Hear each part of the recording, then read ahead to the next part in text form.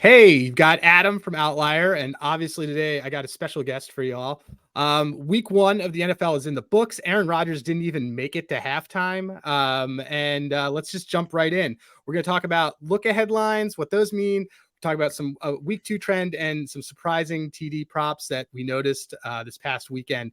So jumping right in, week one, TD scores were first of all over the place, but more importantly, it was a lot of defenses.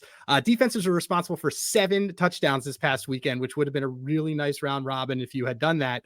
And according to Gilles Gallant of Action Network, who tracks this manually, so got to give him props.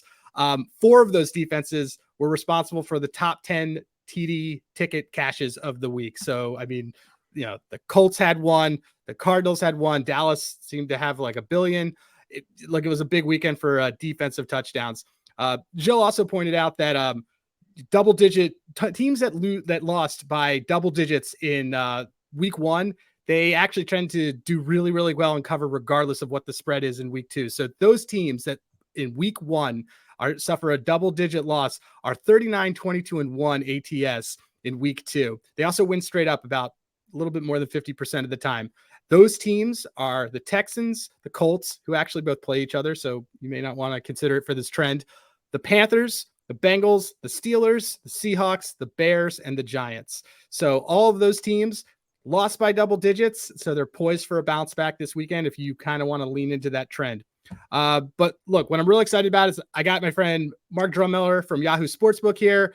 We're going to talk a little bit about look ahead lines, about some of those lines that open in one place and then they move after the weekend and what happens with the market. So some of the things that we've already seen were there were pretty large moves between what the lines were going into Sunday's game to what they are now. Detroit moved from being a 2-point favorite to a 6-point favorite. The Niners from a 4-point to an 8. The Cowboys moved obviously because of the Aaron Rodgers news. And a couple of teams flipped. The Colts went from dogs to favorites, and the Bears went from favorites to dogs. So I brought Mark in because he can help us make a little bit of sense of this. So, Mark, when people are looking at this stuff, what should a bettor be thinking about when lines get crazy like this and move because of what's happening from one week to the other?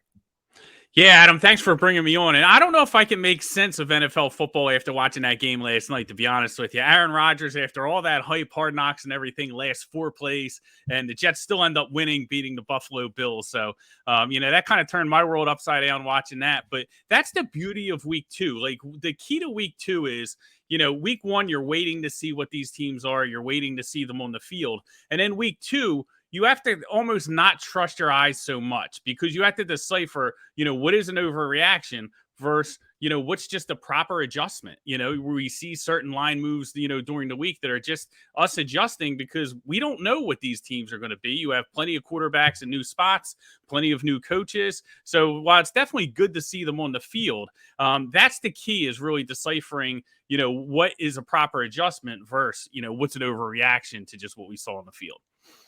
So with some of the games that are happening this weekend and also some of that overreaction, I mean, look, we've heard also things of Vrabel as a dog, and we saw Tannehill throw picks. Zach Wilson is now back.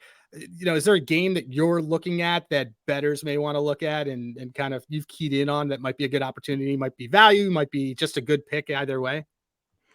Yeah, well, I think there's a couple of them. I mean, when we look at the overreactions and the line moves that we're seeing, during the week is, Pittsburgh's a team that, was a favorite on the look ahead lines before the week one game. Now they find themselves a home dog. You talk about them trends, Mike Tomlin, one of the best home underdogs that you're going to bet on, in the NFL.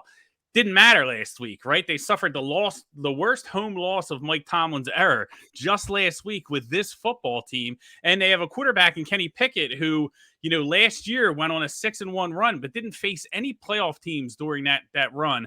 And then when he gets a first chance to play an elite team in the NFL, the offense didn't look anything like we thought it would this year. So I think that's an interesting play where now you see Pittsburgh 2.5-point home dogs, but under the key number 3 against the Browns defense that showed that Jim Schwartz's defense is going to be very aggressive and coming after Pickett. I would still probably side with the Browns here. I would probably still fade Tomlin, and it's not really an overreaction off of what we saw in week one. I just think it's more of the adjustment. We expected Cleveland to be better. We expected Pittsburgh to be a little bit better, but I'm not sure that Pittsburgh is going to be able to make the leap that many have thought after watching the preseason. Yeah, and the Steelers came out of that game with a lot of injuries, and also some injuries on the Browns side. Losing Conklin for the year is going to be hurts, a big one for them against that Steelers defense. But look, divisional game, that's going to be a tight one either way. Mark, really appreciate you coming by and helping us decipher this. Over the course of football season, I'm planning on having you on more. Everyone, you can follow Mark at X_Drumheller on X or Twitter, whatever you want to call it these days. He's actually the same thing on all the platforms. Thanks again, Mark, for coming by. We'll have another video on Friday, and I'll see you soon. Thanks, Adam.